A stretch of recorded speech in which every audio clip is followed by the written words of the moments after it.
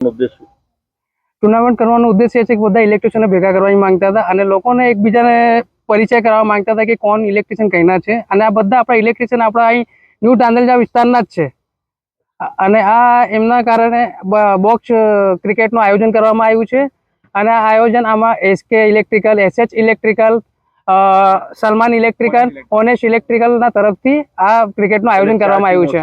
આ 4 ટીમો છે અને તેના ઓનર બી અમારા રફીકભાઈ, સાजिदભાઈ બોરવેલવાલા, સલમાનભાઈ અને સુભાનભાઈ, આ 4 અમારા અહીંના ટીમના ઓર્ગેનાઇઝર છે અને એમના તરફથી આ ક્રિકેટનું આયોજન કરવામાં આવ્યું છે।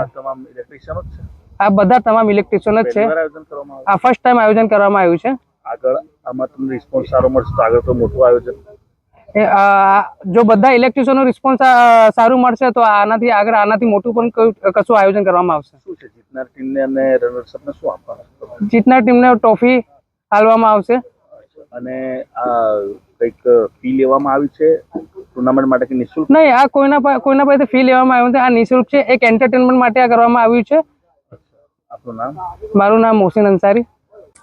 ન્યૂ તાંદલજામાં બોક્સ ક્રિકેટનું ઇલેક્ટ્રિશિયનનું પહેલીવાર આયોજન કરવામાં આવ્યું છે ને આમાં 4 ટીમોએ ભાગ લીધો છે।